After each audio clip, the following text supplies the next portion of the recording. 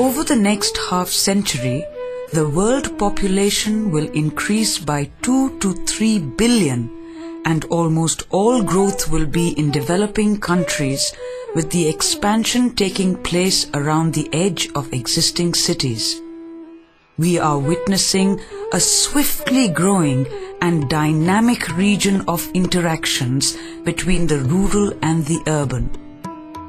An area defined not by a space, but by a string of processes characterized by changing livelihoods driven by urbanization.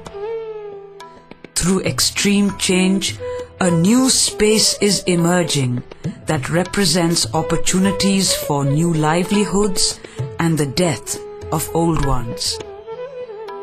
In the presence of new urban opportunities, communities are abandoning traditional natural resource management practices, resulting in the neglect of natural resources.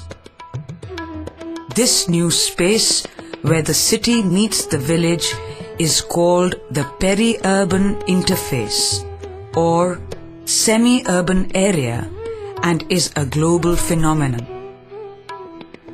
This is a zone of interaction which extends unevenly from cities with growth of infrastructure like highways, railways, electrification, markets, and communications. It is a changing frontier. Today's rural is tomorrow's semi-urban. Today's semi-urban is tomorrow's urban. Urban and rural authorities alike continue to act and frame policy within their own contained geographical boundaries, isolated from each other.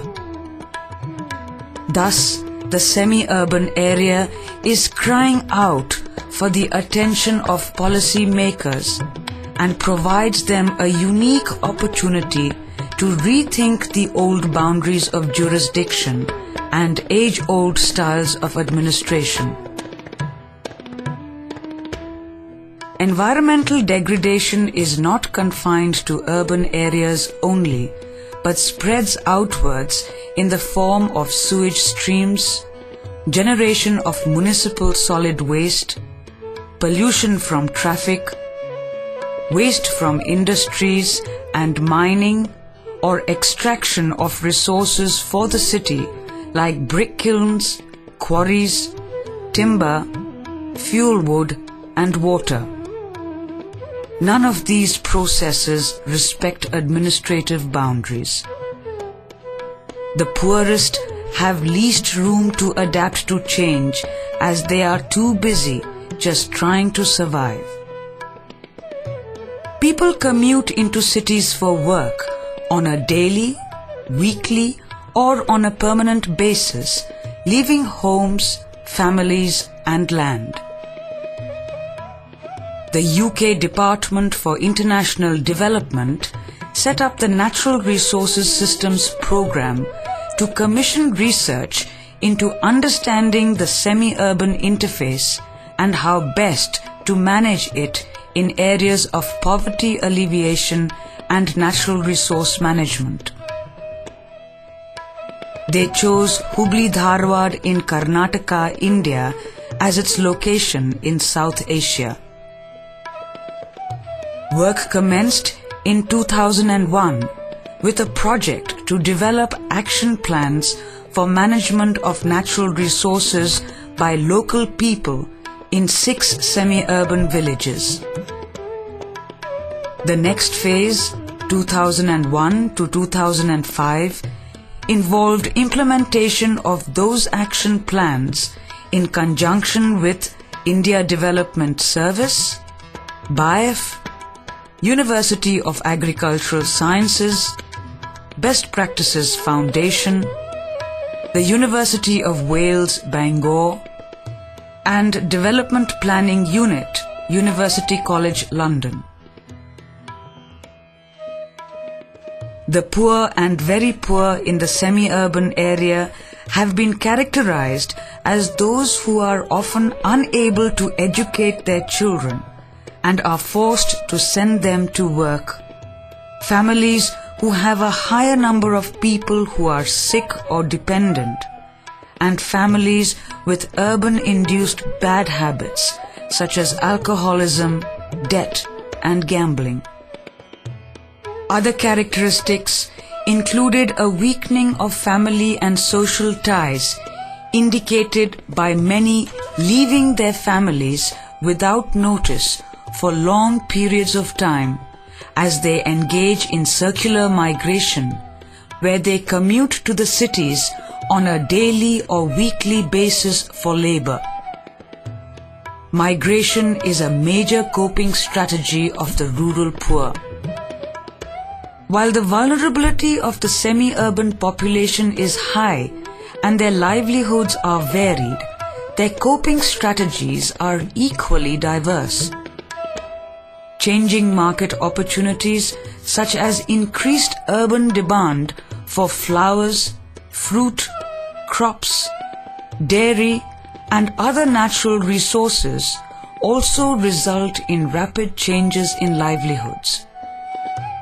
Being near urban markets results in more dairy production in the nearer villages, as milk can be sold directly, avoiding the middlemen, and transportation is also easier. The concentration of economic activities in the semi-urban areas such as construction, mining, brick-making, and vegetable production through sewage irrigation leads to the degradation of natural resources. Land use changes in the semi-urban area are due to push factors such as expansion of housing and infrastructure, leading to escalating land prices. Wherever potential urban development like a bypass or an industrial estate or large government establishments takes place, land speculation is higher. Educational and other urban institutions relocate to the semi-urban area because of the need for large amount of land unavailable in the cities. Agriculture is being abandoned due to labor unavailability and higher labor costs. As bore wells are expensive and water tables lowering, sewage irrigation becomes a more reliable alternative. Urban areas generate large volumes of sewage which farmers use for irrigation, especially for fruit and vegetable production. How does one manage all these changes? Communities identified some ideas, namely ways to attract people back to the land and integrated planning. But this had to be tested out.